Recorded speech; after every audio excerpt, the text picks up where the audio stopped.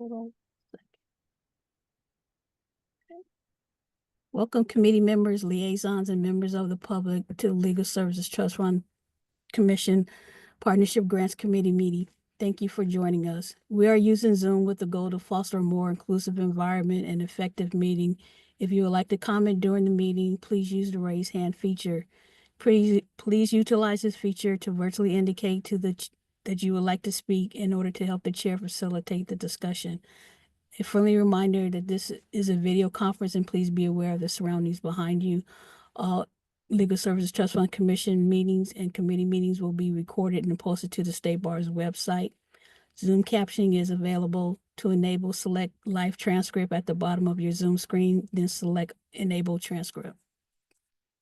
Thank you. Thank you, Kimberly, for the pre-meeting announcements. I'm going to call the meeting to order. And I will start with asking Angela to take roll, if you would be so kind. I would love to. Galkin. Present. Gonzalez. Present. That's 2 voting members present. We have a quorum. But I do want to acknowledge that we also have present Justice Rodriguez and Judge Bryant.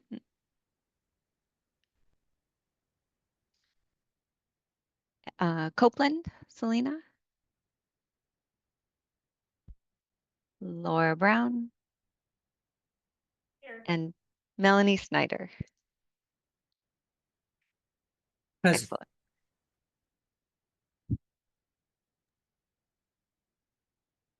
Okay. With that, I think we can turn to public comment. And I believe we are going to give everyone 3 minutes. So if we have some public, I see some hands raised, so I assume that's for public comment. We can kind of go in order and proceed from there. Hold on 1 second.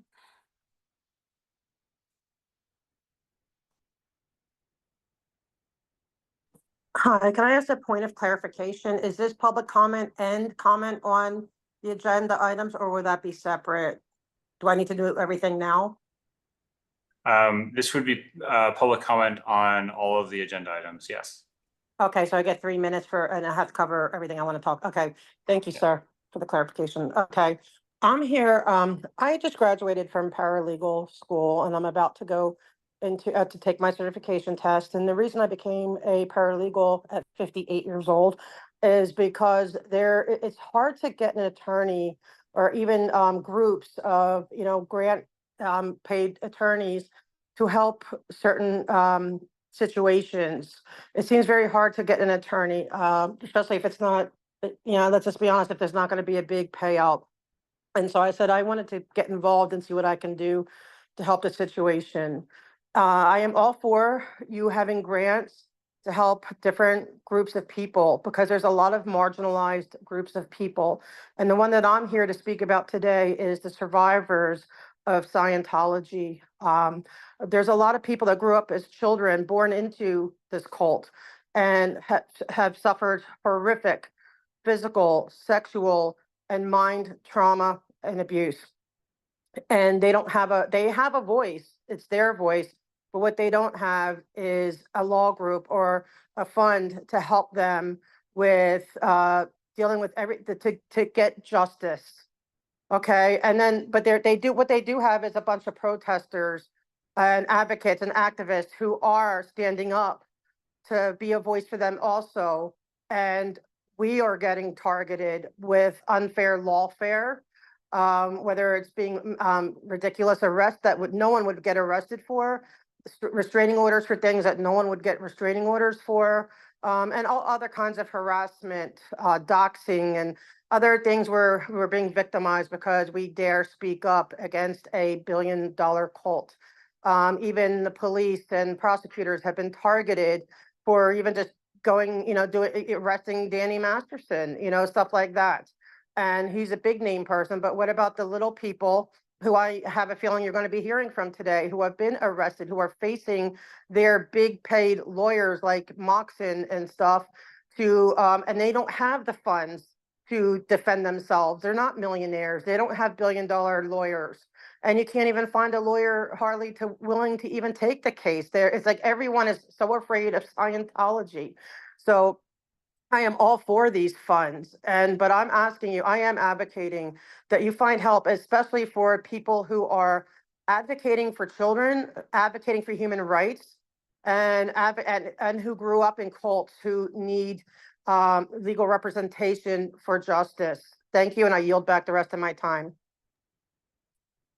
Thank you.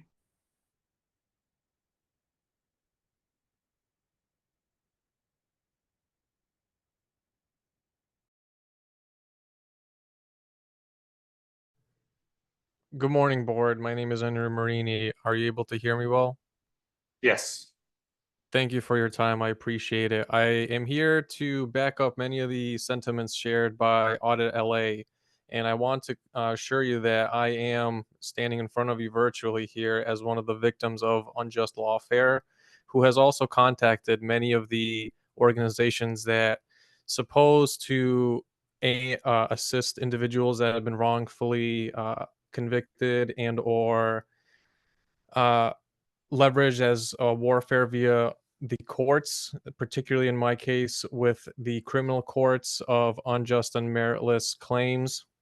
Organizations like the ACLU and many other pro bono attorneys at the UCLA have contacted to no avail. And I am not the only victim of many of the Scientology predatory practices of abusing the court system to go after any critics who dare say anything against Scientology publicly. Now, in addition to that, we have many court records officially testifying to Scientology's literal use of slave labor, as well as countless child predators that are affiliated with Scientology currently, right now, publicly slandering, harassing, and outright making death threats to any critics of Scientology. There's a clear pattern of behavior here, and it is no longer hearsay. This information being relayed to you is as a cry for help, but also to hold you to culpable for what is going on behind your own backyards. I am calling to you right now from the great state of New York. And I can tell you that there have been many other folks in California as well as elsewhere who have been child victims of Scientology, who grew up in this cult without any sort of choice on how to lead their lives. And they're still paying damages to this day for the years of abuse. And where's their recompense? I urge your board to seriously review what we are putting forward to you today. And I also want to clarify that this is not some hodgepodge group of protesters or anything of the like. There have been official complaints to the Chief Trial Counsel for the abuses of Kendrick Moxon, Scientology main counsel, for clear perjury, outright perjury committed while serving as a lawyer. Leah Safian, another Scientology lawyer who outright committed misappropriation of court procedure by not serving people appropriately or giving due notice, as well as City Attorney Heidi Soto for outright colluding with Scientology to issue baseless criminal charges, which I and many others have been the victim of and continue to be the victim of, in addition to senior lead officers of the LAPD, in which we have irrefutable video evidence colluding with Scientology.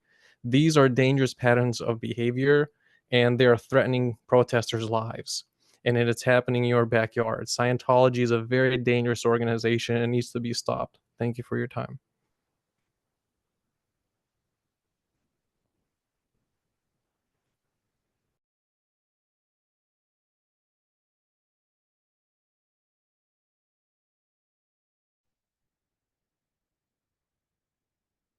Hello? Hello, can you hear you? Oh, yeah, now I hear you. I'm just going to reiterate what Audit and Henry said. I would hope that the attorneys that you're on giving the bar license to, that they are really aware of what is going on in California. The world is watching. I'm calling from New Jersey. I happen to be a victim of the cult. I've been on the inside. I've seen what auditing is like. I've seen the coercive control that this does to people. I would hope that you don't just stand there silently and allow these attorneys to go and promote lawfare with, or be paid off actually by a criminal organization. And I would think that would be against the law license and what they swear to uphold as practicing lawyers in your state. You know, we all know that after certain atrocities, you know, ended and people were, held accountable and they said they were following orders.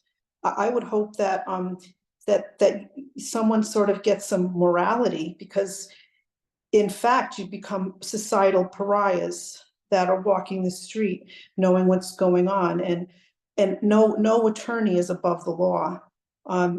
They say the politicians aren't above the law. No attorney should be above the law if they're complicit in helping defend these awful things and the attacks on on people that are protesting unjustly. And it's embarrassing. The LAPD looks like a joke.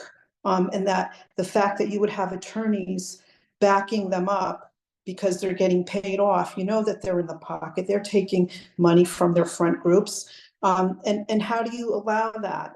And Moxon was making up lies yesterday in court against Scott Hochstetter. There were things that were caught, is what I've heard. And that, why aren't you investigating that? And supposedly he doesn't even have any malpractice coverage of some sort.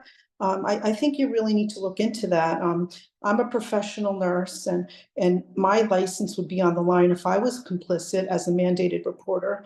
And I don't understand what's going on. You really have to take some accountability in allowing these people to practice law, because they're really a harm to society and it's a danger. I yield back my time.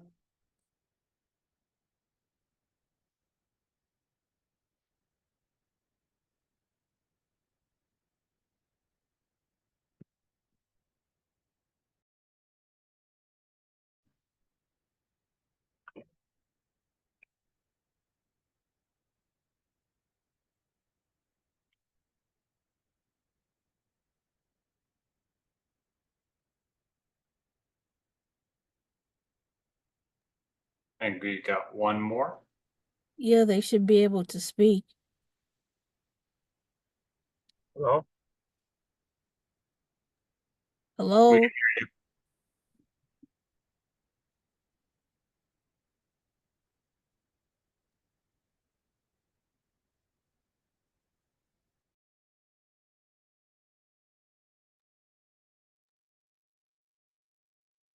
Like they disconnected and maybe reconnecting.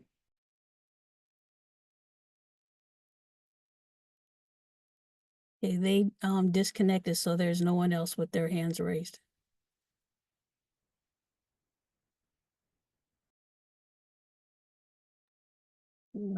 Sorry about that. We have one more person. That's right. I assumed there would be. So I kind of waited to move on.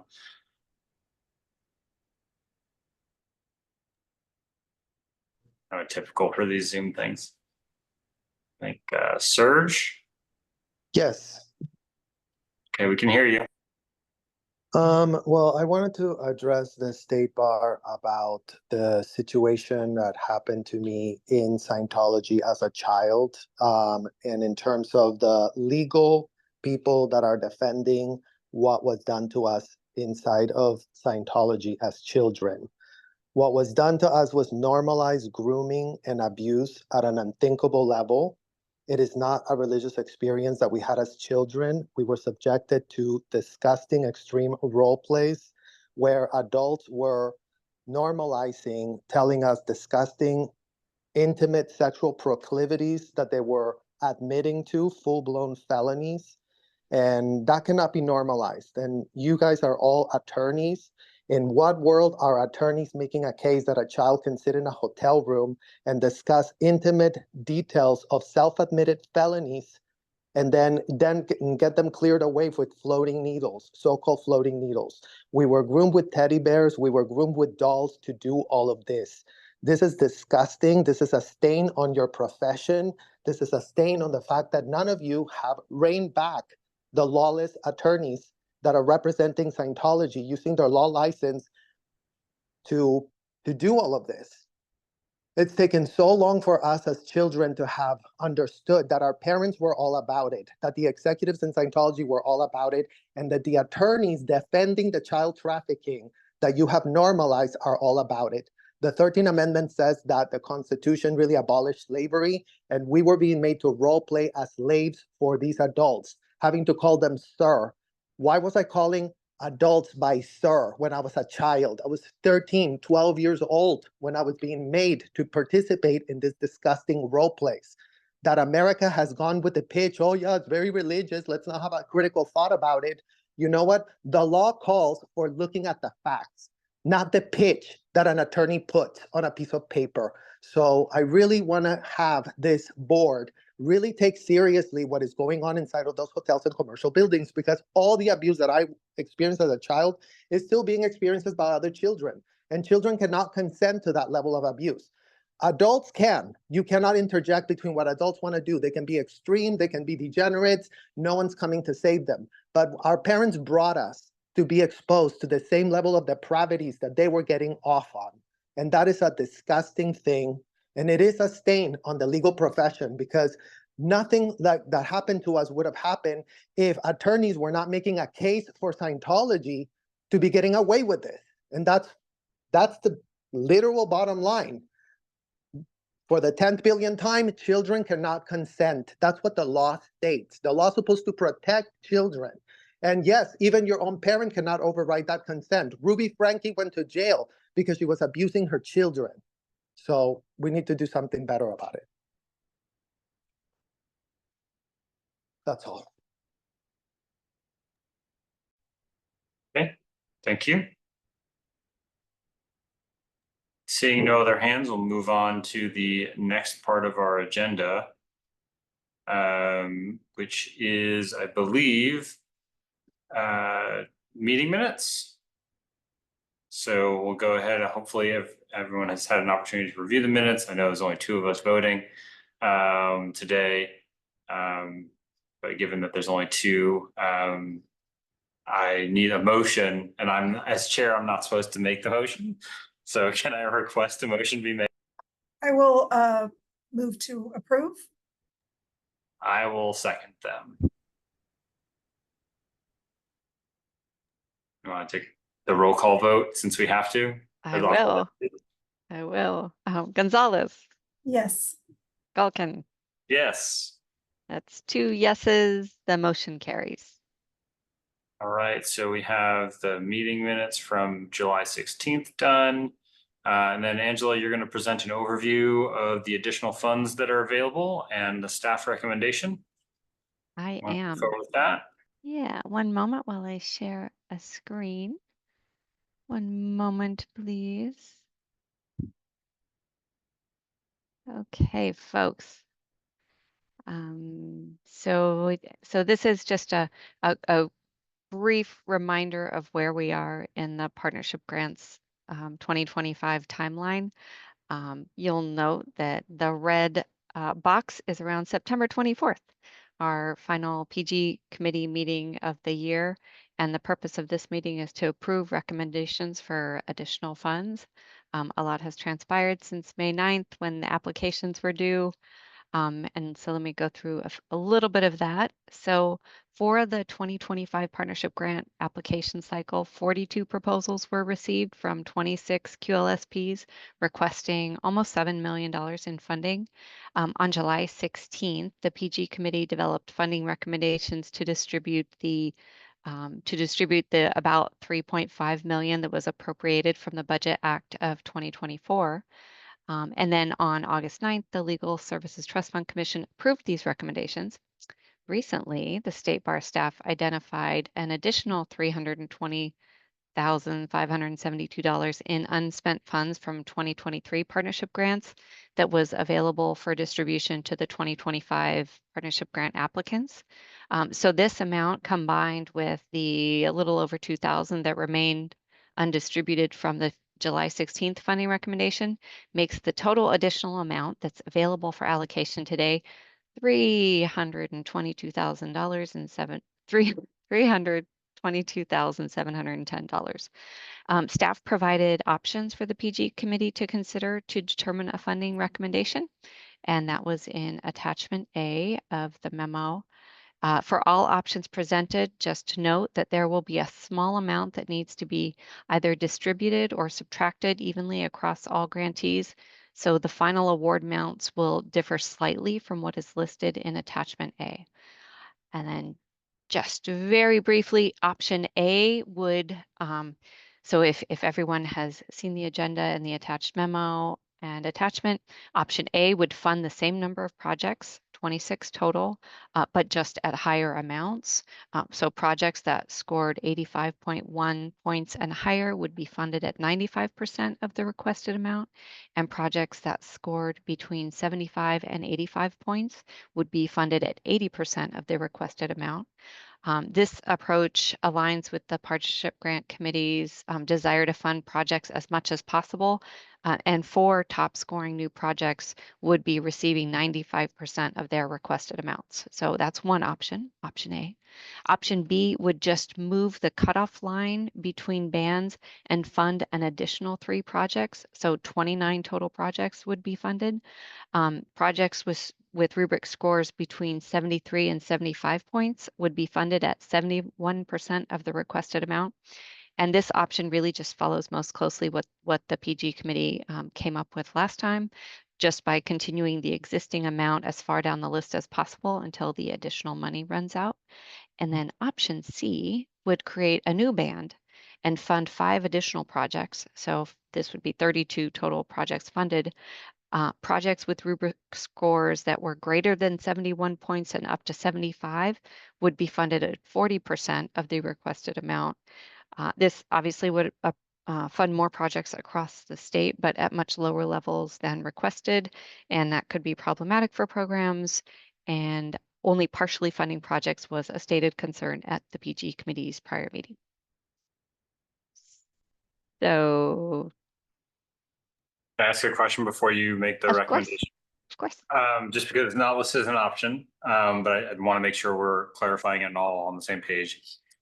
If we didn't spend or allocate the additional 322,000, what would happen to those funds as a result?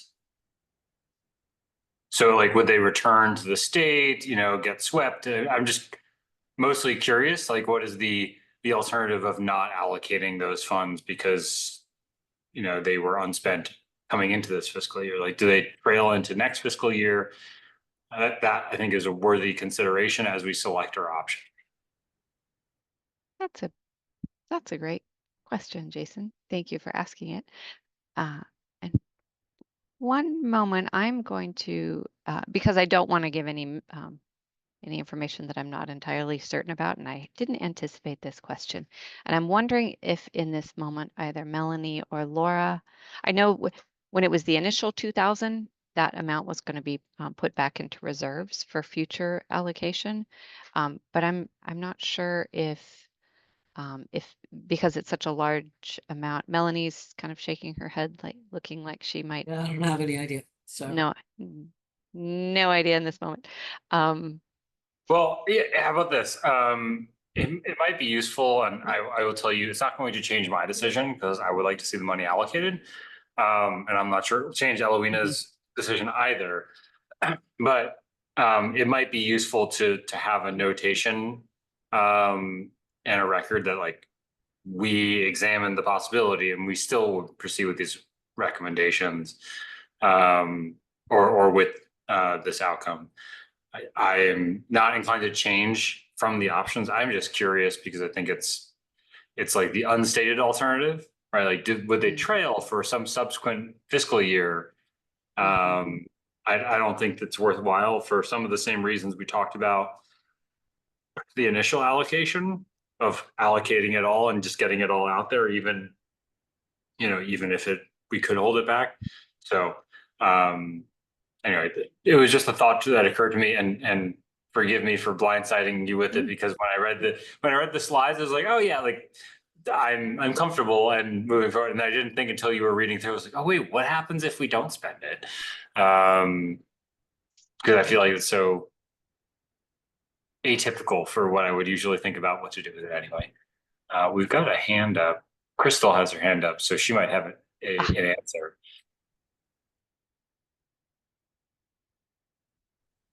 Hey everyone, I just wanted to chime in. Sorry, apologies, I won't be able to join. Oh no. Okay, sorry, looked like I got muted. Just wanted to chime in about this question, Jason. I think it's always been a best practice to distribute any remaining funds we have in the current grant year. I think one of two reasons. One is similar to the IELTS EF distribution, it is sort of our regular practice to roll in unspent and returned monies into the allocation back to the counties on the pro rata basis. And because partnership grants money is also distributed in that funding stream under EAF, I would think that same practice would apply even though the monies are distributed on a discretionary basis, rather formula. And then I guess I only had one main point. I thought I had a second one coming, but we really intend to fund what we have, and I think given the current spread of distributions, how the recommendations were this year being oversubscribed, I think it would probably be in the best interest to see if additional projects can be funded this year just to sustain services for additional year. Fair enough, and I appreciate that. I tend to agree, which is why I didn't think of it when I first read through it. That it is spiritually consistent. But it was more of a curiosity and kind of. I guess I would be extra concerned if the unspent monies were somehow swept or returned, and then I would be even more inclined to pursue one of the options. So that being said, I'll kick it back to Angela to make or present the staff recommendation, if you would be so kind. Sorry, just one more point I forgot sorry. to add. Because it's designated for partnership grants money, I believe it would only be spent towards partnership grant projects and not towards the other grants rolled up into the larger EAF formula. And that's it. Thank you. There. Thanks, Crystal. Yeah, thank you, Crystal. We really appreciate that.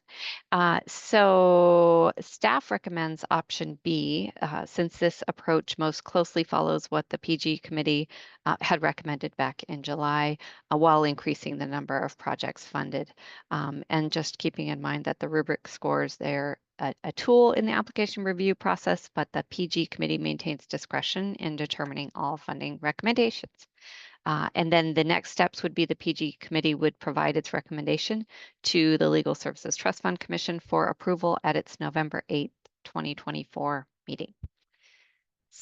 So in this moment, what I am prepared to do, if you all are interested, is show you either the attachment with the Excel spreadsheet, or if that feels like the necessary next step.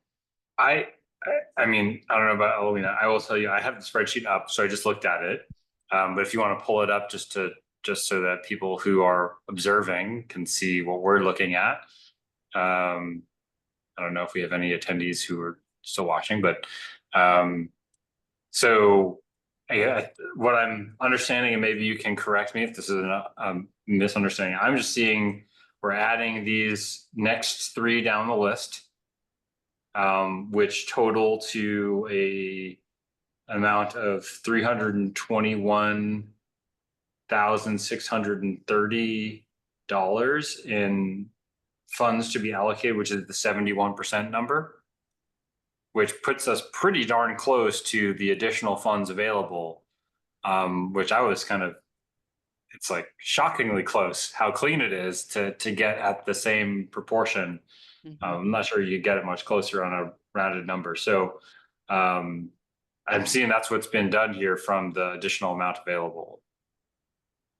Yes, and just of note is that there would be a remaining $1,080 that would be distributed evenly among all 29 grantees. So everybody would get an additional $37 on top of what is in attachment A. Okay. So, and that is staff's recommendation. Okay. And I would be happy to show you the recommendation in back on the PowerPoint. Yeah, that's fine. I don't have any questions. I'm going to request that Elowina might make the motion to approve the recommendation, and I can't invite anyone else to do it. So it won't be an open invite, but if you are comfortable, or if you would like to ask questions or explore any of the others, happy to do that as well. Kind of curious what your thoughts are, because we're only two today. Correct. So I did review everything prior to the meeting. I don't have any questions. I do agree with option B, that is the best option, and it is aligned with previous years in terms of how decisions were made in terms of funding the applications. So I am ready to make a motion unless somebody else has any questions. Floor is yours. Okay, I move to adopt the resolution put forth by the staff. Do I read the actual resolution or just motion to approve it?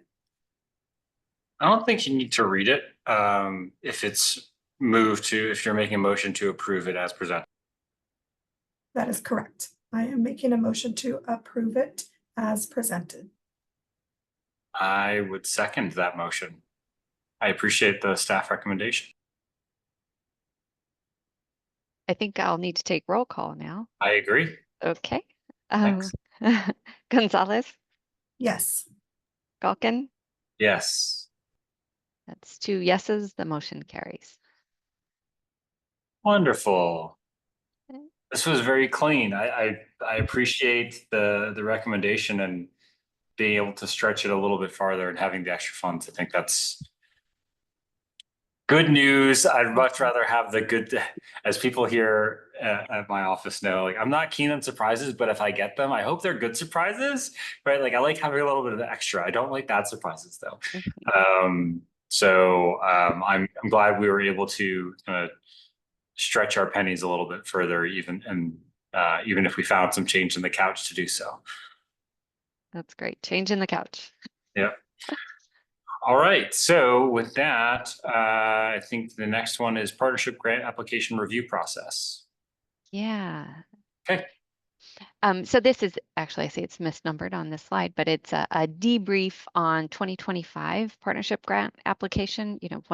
We were hoping to get some feedback from folks that participated. So went well with the process, some challenges, ideas and suggestions for the 2026 review process, and then any additional considerations. So this is just our sort of brainstorm free reflection session of the committee meeting. So I know several folks who are present were actually involved in this partnership grant application review site or process this year. So I would just invite anyone want to kick us off with something that went well from the review process? Yeah, so this is Victor. I was just gonna say this is my second year on this committee. I thought, for a variety of reasons, that this year went really well. I thought the calibration and kind of meeting through, I felt like there was more staff involved in the calibration. I felt like there was a respectful but very candid give and take about explaining why we gave certain points, didn't give certain points, and that really informed my discussion when I went off to review additional kind of documents. And so just the whole process for me in terms of kind of staff really giving us the materials in advance and kind of really thinking through and having a variety of documents living kind of in the cloud so that we could review them. I thought the process was very smooth this year. Excellent. Thank you. And Louina, I see your hand up. Something that went well? Yes, I wanted to echo what Justice Rodriguez mentioned about the calibration session. I learned a lot. This is my first year, and I thought it went really well.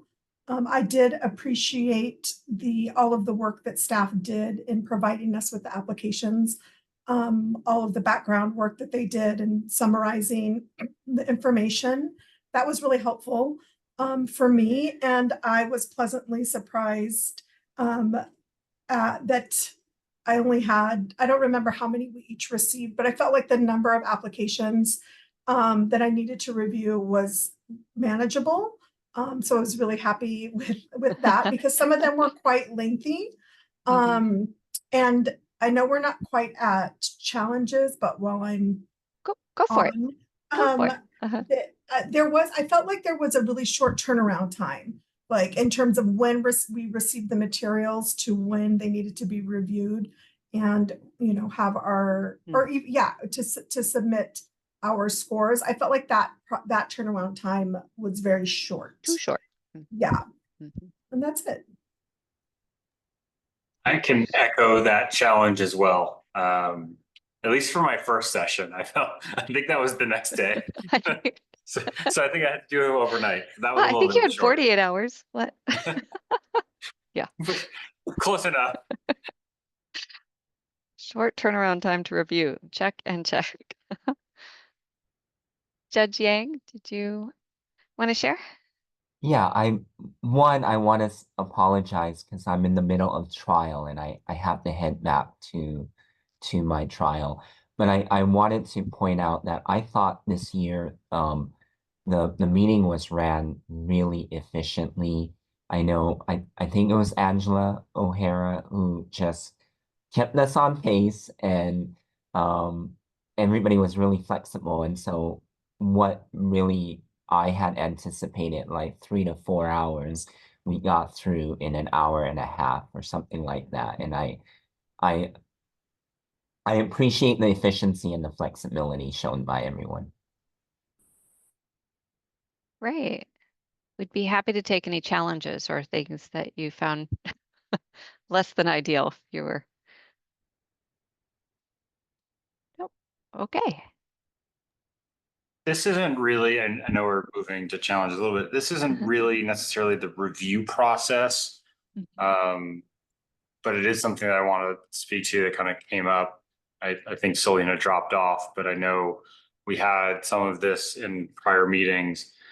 I think we had, I'd be hard pressed to call it a true miscommunication, but I think we had some misalignment with the community of providers about the level of funding and I think it was all in good faith trying to be transparent about like trying to get people geared up for what might be or what wouldn't be. But I think it made for some very difficult and hard decisions about the funding. And I think likely a greater level of disappointment than we have seen in prior years. I think some of that was unavoidable given the funding. But I think some of that, as we heard from Selena in one of the meetings and some others, that there was this understanding or information out there about there might be an influx of funding and, so kind of swing for the fences, so to speak, for lack of a better term, not that they were explicitly told that. But I think, the more we can do to find that better alignment with relaying information, being transparent, not necessarily exposing too much information. There's stuff we don't know, we just don't know. But I think there's some level of disappointment that could have potentially been avoided in some of these, not that we struggle to make the decision too much. But I think one of the decisions that was difficult in the funding side of things was, okay, like how deep do we cut some of these things to stretch the dollars, or how few programs do we fund to fund them fully? And I think if we're a little bit more targeted on some of these programs or providers, they might have, put the program they felt most strongly in, right? Instead of, 3 or 4 different programs, there's this one program that like we really need the money for this program and prioritize. It might have gone smoother through the project requests and the organizations. I'm not sure. I haven't spent too much time sitting with, what would I change to accomplish that. But I did see that as, despite the review process going really well, and I agree with the comments earlier, I felt the calibration went really smoothly, even though I didn't have as much time. I mean, I am fortunate enough to have gone through the process several times, so I feel like I could breeze through it and make it work without too much stress. And I think staff did a heavy lift there to make sure that we had enough support and perspectives. And I really appreciated that while the staff was able to form a consensus on many things with the calibration team, you know, differing perspectives from all the staff who were involved helps kind of like, okay, that I'm convinced by that argument, or that makes sense to me, like, and really helped us to grapple with the proposals in a way that wasn't just like, oh, this person scored a 5 and this other person scored a 15, so let's just split the difference and call it 10. I did feel like we had a substantive exchange of the why behind our scores, and people changed their scores when they felt like, oh, that, you know, thank you for pointing that out. I hadn't seen that, or oh, that does make sense. Now I'm convinced, and then later on, kind of making some adjustments. So I did think the exercise was extremely productive. Thank you. I would welcome any feedback from Laura and Melanie. I believe you sat in on some. No, okay, Melanie, maybe it was you. I have, and I Okay. did sit on, and I just have to say, I have to just echo that, agree with the fact that the calibration sessions, I feel like those are so helpful.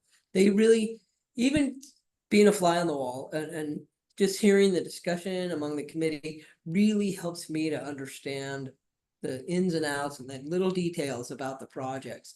And so I feel like if everybody just read and then weighed in, it wouldn't be nearly as useful as having that further investigation into what led everybody to make their decisions. And so I actually started copying you over at the Strategic Council and doing that myself on some other projects. I just find that it's brilliant. Oh, I think it's always hard when there's not enough money to fund everybody at 100%. And I really appreciate the blood, sweat, and tears that went through the process to figure out where that fine line is of yay or nay, or more funding than less funding. And so I just think it was really, really thoughtful, and I always appreciate participating, because everyone on this committee is just so smart, and what a great team. So I can't think of anything I would do differently for 2026. okay. Well, thank you so much. We really copying is the highest form of flattery, so that's excellent to hear. I am so grateful to my fellow staff members, Michael Chong and Colleen Cito. They did a lot of that heavy lift, and I would love to hear if they have any what went well, could have been better, just any sort of any insights or feedback that you would be willing to share. Mikey, Colleen? I'll give it a stab. I really did like the fact that we were able to have a discussion about how we score things, and I think that's really, really good. I don't know if it's feasible or possible, but maybe like putting parameters around the accepting of applications, so that we can really maybe focus on a substantive area, or I mean, I don't know what that whole process would be like, but it would be kind of interesting to see, you know, trying to focus on specific type of partnerships, or kind of more um, focused or targeted programs, so that we can, see how that works out. But overall, I think it was a good process. Timeline was a little short, um, but I think it is what it is. Thank you, Mikey. I appreciate that. Colleen, do you have any? Yeah, my only see, I agree with everyone. I thought the calibration sessions went really, really well, very efficient, good discussions.